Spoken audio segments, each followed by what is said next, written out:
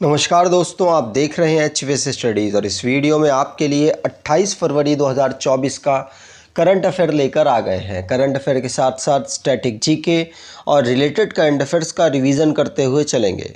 अगर आप इस चैनल पर पहली बार आए हो तो चैनल को सब्सक्राइब कर लीजिएगा। वीडियो अच्छी लगे तो वीडियो लाइक शेयर करके ज़रूर जाइएगा। चलिए स्टार्ट करते हैं लास्ट डे के क्विज़ के। लास्ट डे आपसे क्वेश्चन पूछा गया था, in which country did the 16th edition of the trilateral exercise दोस्ती 16 टेक प्लेस। तो त्रिपक्षीय अभ्यास दोस्ती 16वां संस्करण जिसका हुआ उसको कहाँ आयोजित कराया गया?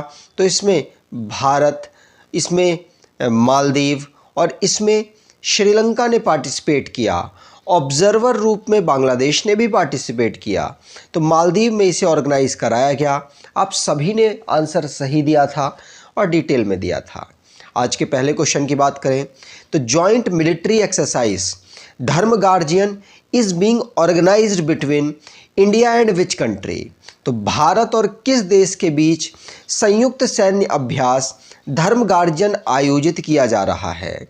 तो भारत और जापान के बीच में धर्म गार्जियन नामक एक्सरसाइज ऑर्गेनाइज की जा रही है।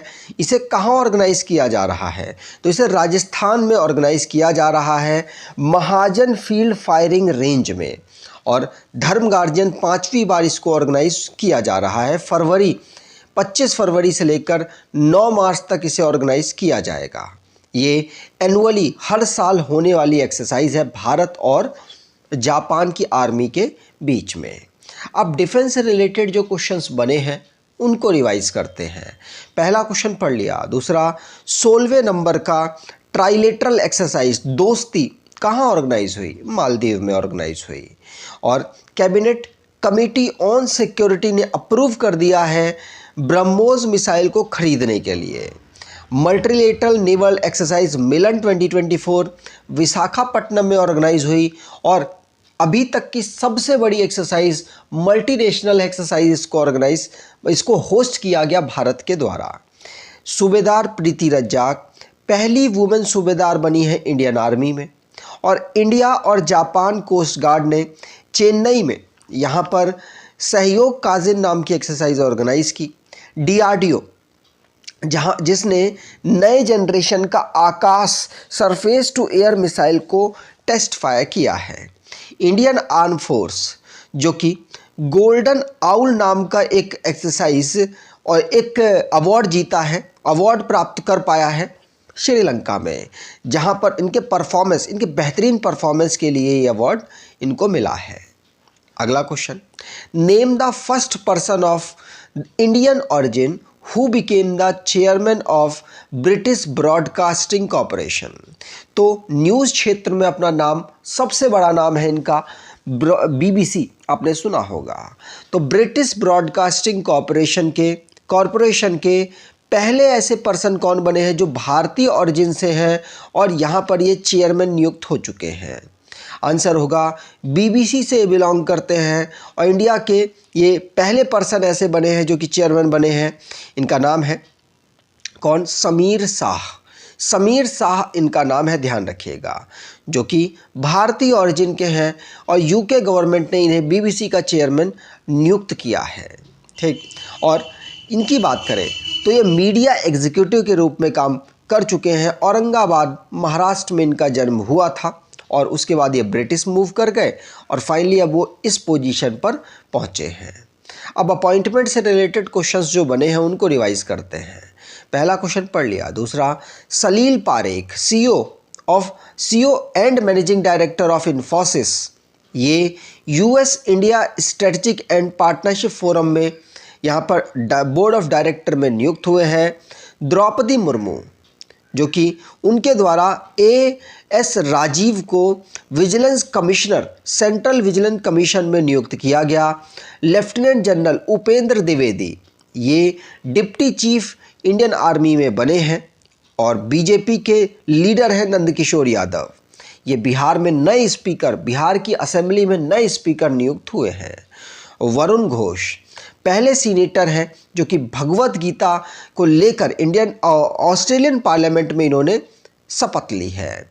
नवीन तहलियानी ये CEO और MD टाटा डिजिटल के बने हैं, जो कि ई-कॉमर्स यूनिट है टाटा ग्रुप की। एशियन डेवलपमेंट बैंक, जिसके एशियन डेवलपमेंट बैंक भारत की यहाँ पर मियो ओका नई डायरेक्टर बनी है। अगर आप कोई ई बुक परचेज करना चाहते हैं तो डिस्क्रिप्शन बॉक्स में लिंक है, वहाँ से ई बुक परचेज कर सकते हैं। अगला question, world highest frozen lake marathon was organized in which state or UT union territory of India in February 2024। तो फरवरी 2024 में भारत के किस राज्य व केंद्र शासित प्रदेश में विश्व की सबसे ऊंची फ्रोजन लेक मैराथन का आयोजन किया गया है? तो ये किया गया है लद्दाख में। लद्दाख में एक लेक है जो जमी हुई है, इसका नाम है पांगोंग त्सो लेक। कौन सी? पांगोंग त्सो लेक, जिस पर जो एक जमी हुई लेक है, इसके ऊपर एक मैराथन को ऑर्गेनाइज कराया गया। ध्यान रखिएगा, लद्दाख में इसे ऑर्गेनाइज कराया गया एडवेंचर स्पोर्ट्स फाउंडेशन के द्वारा। इसमें 14 कॉर्प्स ऑफ इंडियन आर्मी के पार्टिसिपेट किए हैं, मतलब जो उनके ऑफिसर्स हैं उन्होंने पार्टिसिपेट किया है। मैराथन वर्ल्ड की हाईएस्ट फ्रोजन लेक में ऑर्गेनाइज हुई, पहली बार हुई थी 2023 में। इस बार ये इसका दूसरा संस्करण है। मैराथन 2 कैटेगरी में होती है, 21 किलोमीटर, 10 किलोमीटर। इसको 20 फरवरी 2024 को ऑर्गेनाइज कराया गया। 7 कंट्रीज के 120 रनर ने यहाँ पर पार्टिसिपेट किया है। अगर पांगोंग त्सो लेक की बात करें तो ये 135 किलोमीटर लॉन्ग लैंडलॉक्ड लेक है। ये 14,000 फीट की ऊंचाई पर अवेलेबल है, सी लेवल से बात की जा रही है। इस लेक को भारत के पास 2/4 है, तो 3/4 है, और बाकी चाइना ने इसे एक्वायर कर रखा है। LAC line of actual control पर को ये पास करती है। लद्दाख की कैपिटल लेह है। Lieutenant governor brigadier BD Mishra है। अगला question, which is the longest cable stayed bridge in India? तो भारत में सबसे लंबा केबल आधारित पुल कौन सा है? आंसर होगा ये सुदर्शन सेतु।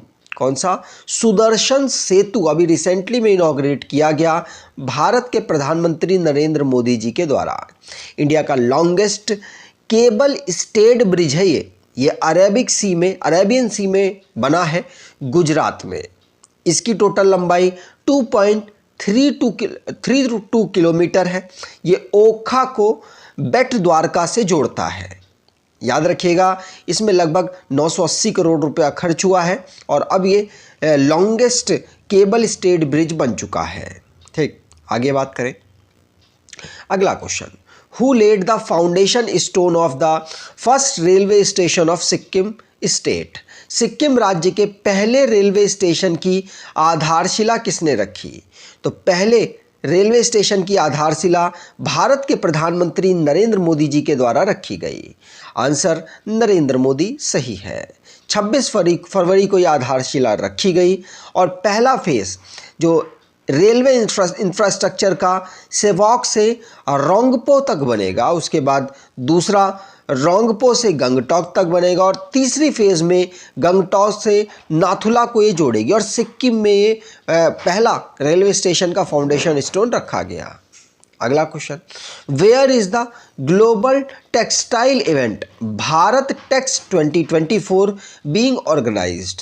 तो वैश्विक कपड़ा कार्यक्रम भारत टेक्स 2024 कहाँ आयोजित किया जा रहा है? तो भारत टेक्स 2024 नई दिल्ली में ऑर्गेनाइज किया जा रहा है। भारत के प्रधानमंत्री जी के द्वारा इसको इनॉग्रेट किया गया। ध्यान रखिएगा, इसमें 100 कंट्रीज से ज़्यादा जो पार्टिसिपेंट्स हैं उन्होंने पार्टिसिपेट किया। भारत टेक्स 2024 इसमें टेक्सटाइल के क्षेत्र को प्रमोट करने, उसकी इंडस्ट्री को बढ़ावा देने और भारत के जो हैंडलूम हाथों के जो कारीगर हैं इस क्षेत्र के, उनको प्रमोट करने के लिए इसे ऑर्गेनाइज किया जा रहा है। जिससे कि भारत के जो हाथ से डेवलप करने वाले जो भी कारीगर हैं उनको प्रमोशन हो सके और दुनिया में उनकी मांग बढ़ सके, और बढ़ भी रही है। लोग आजकल हाथ से बने हुए कपड़ों का ज़्यादा जब खरीद रहे हैं तो उन पर ज़्यादा पेमेंट भी मिल रही है, तो इसीलिए इसको प्रमोट करने के लिए इसे ऑर्गेनाइज किया गया है। अगला question, Attukal Pongala festival recently seen in the news is celebrated in which state. तो हाल ही में खबरों में आया अट्टुकल पोंगला त्यौहार किस राज्य में मनाया जाता है। तो अट्टुकल पोंगला त्यौहार ये कहाँ, केरला में ऑब्जर्व होता है। कहाँ पर, केरला आंसर सही होगा। केरला अट्टुकल भगवती टेम्पल में इसे ऑब्जर्व किया गया। 10 दिन का पूरा ये कार्यक्रम था। यूएस और यूके के जो आस्था में विश्वास रखने वाले लोगों ने यहाँ पर, वुमेन्स ने यहाँ पर पार्टिसिपेट किया है। ठीक, ध्यान रखिएगा।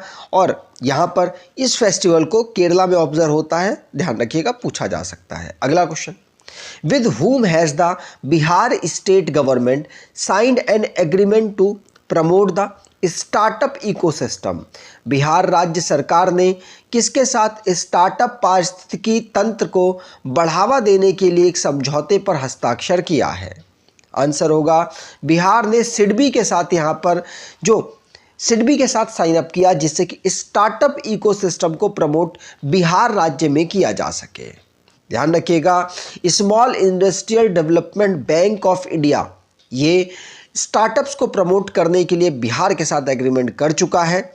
बिहार स्टार्टअप फंड ट्रस्ट के साथ ये मिलकर काम करेगा, जिससे कि इनिशियली 500 करोड़ रुपए बिहार में इन्वेस्ट किए जाएंगे, मतलब एक लोन के माध्यम से लोगों को दिए जाएंगे, जिससे कि उनके बिहार में स्टार्टअप हब क्रिएट किया जा सके, स्टार्टअप से रिलेटेड एनवायरनमेंट प्रोवाइड कराया जा सके।